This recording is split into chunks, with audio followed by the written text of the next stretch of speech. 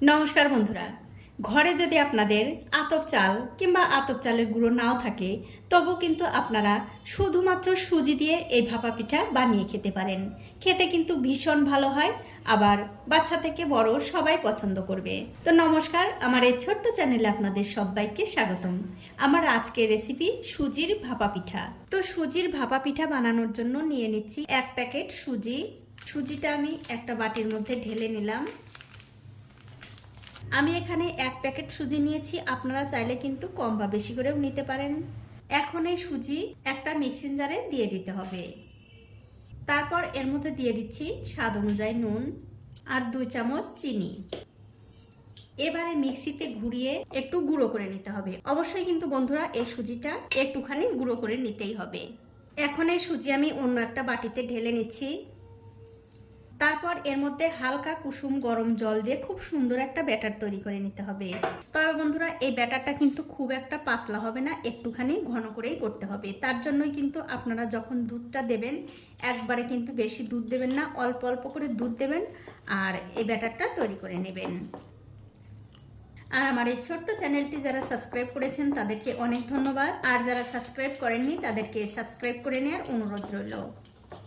দেখুন আমি কিন্তু এর মধ্যে অল্প অল্প করে দুধ দিচ্ছি আর এই ব্যাটারটা তৈরি করে নিচ্ছি। দেখুন অল্প অল্প করে দুধ দিয়ে খুব সুন্দর একটা ব্যাটার কিন্তু আমি তৈরি করে নিয়েছি, আর এই ব্যাটারটা কিন্তু ঠিক এরকম করে করতে হবে। এটা হয়ে গেছে, এবারে একটা ঢাকা দিয়ে 10 মিনিটের জন্য রেখে দিচ্ছি।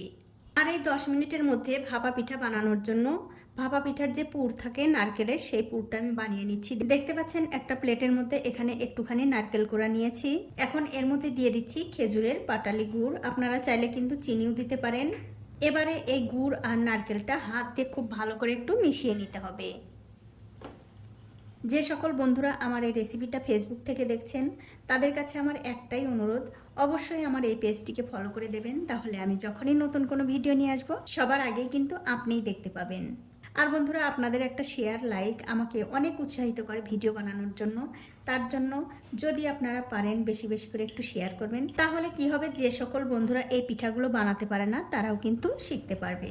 দেখুন সব কিছু কিন্তু ভালো করে মাখানো হয়ে গেছে, এটা আমি এক পাশে রেখে দিচ্ছি। 10 মিনিট হয়ে গেছে, এবার আমি সুজির ওপর থেকে ঢাকাটা তুলে নিচ্ছি। তুলে নিয়ে একটা হাতা দিয়ে আমি দেখে নিচ্ছি ব্যাটারটা ঠিক আছে কিনা। দেখুন ব্যাটারটা কিন্তু সুজিটা ফুলে অনেকটাই ঘন হয়ে গেছে, এত ঘন কিন্তু রাখা যাবে না।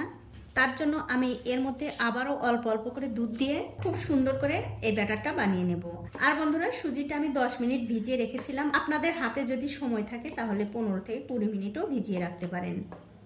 দেখুন আমি কিন্তু এর মধ্যে অল্প অল্প করে দুধ দিয়ে আবারও এই ব্যাটারটা তৈরি করে নিচ্ছি। দেখুন ব্যাটারটা কিন্তু আমি 2 মিনিট মতো আবার ভালো করে নাড়াচাড়া করে খুব সুন্দর করে বানিয়ে নিলাম। এটা হয়ে গেছে, এটাও আমি এক সাইডে রেখে দিচ্ছি। এখন দেখতে পাচ্ছেন এখানে আমি 4টে ছোট ছোট বাটি নিয়েছি। এই বাটির মধ্যে একটুখানি করে সাদা তেল দিয়ে দিচ্ছি, এতে করে যখন আপনারা ভাপা পিঠাটা এই বাটির মধ্যে থেকে বের করবেন তখন কিন্তু খুব ভালোভাবে উঠে আসবে। সবগুলো বাটিতেই কিন্তু তেল লাগানো হয়ে গেছে। এবারে যে সুজিটা আমি ভিজিয়ে রেখেছিলাম সেই সুজি অল্প অল্প করে এই বাটির মধ্যে দিয়ে দিতে হবে। আর বন্ধুরা অবশ্যই কিন্তু আপনারা একদিন হলেও এই রেসিপিটা বাড়িতে খেয়ে দেখতে পারেন, খেতে কিন্তু বেশ ভালো হয়।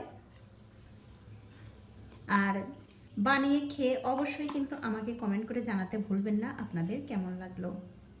আর খুব একটা বেশি করেও কিন্তু দেওয়ার দরকার নেই, এরকম অল্প অল্প করে দিলেই কিন্তু হয়ে যাবে। তার কারণ হচ্ছে এই সুজি ফুলে কিন্তু অনেকটা এই বাটিটা ভরে যাবে।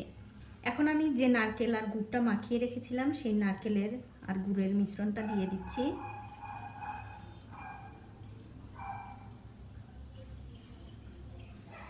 নারকেল আর গুড়ের পরিমাণটা একটুখানি বেশি করে দেবেন, তাহলে কিন্তু খেতে আরও বেশি ভালো লাগবে। দেখুন সবগুলোর মধ্যেই কিন্তু আমি নারকেলের পুরটা দিয়ে দিলাম। তারপর আবার অল্প অল্প করে এর উপরে এই সুজির মিশ্রণটা দিয়ে দিতে হবে। দেখুন সবগুলো বাটি কিন্তু আমি ভরে দিয়েছি। এখন এই পিঠার উপরে দিয়ে দিচ্ছি কয়টা কিশমিশ, এতে করে পিঠাগুলো দেখতে খুব সুন্দর লাগবে, আবার খেতেও ভালো লাগবে। এরকম করে একটু সাজিয়ে দিচ্ছি যাতে দেখতে ভালো লাগে। সবগুলো পিঠার উপরে কিন্তু আমি কিশমিশগুলো দিয়ে দিয়েছি। এখন দেখতে পাচ্ছেন একটা পাত্রে আমি বেশ কিছুটা জল গরম করতে দিয়েছি। জলটা যখন খুব ভালোভাবে গরম হয়ে যাবে তখন এর ওপরে দিয়ে দিতে হবে এরকম একটা ছিদ্রযুক্ত থালা।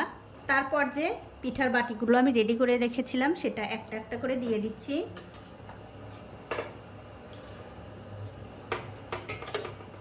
এবারে একটা ঢাকা দিয়ে 10 থেকে 15 মিনিট এই পিঠাটা ভাপিয়ে নিতে হবে।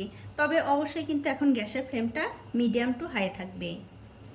ঠিক 15 মিনিট পর আমি গ্যাসের ফ্লেমটা অফ করে দিলাম। তারপর উপর থেকে ঢাকাটা তুলে নিচ্ছি।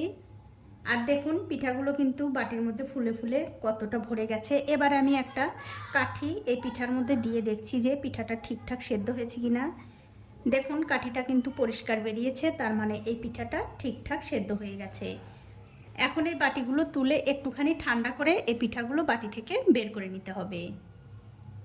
দেখুন পিঠার বাটিগুলো কিন্তু আমি ভালো করে ঠান্ডা করে নিয়েছি। এখন এই পিঠাগুলো আমি বাটির মধ্যে থেকে তুলে নেব। তো তার জন্য আগে একটা ছুরি দিয়ে এরকম করে চারিদিকে একটু ছাড়িয়ে নিচ্ছি, তাহলে এই পিঠাগুলো বাটির মধ্যে থেকে বের করতে অনেকটা সহজ হবে।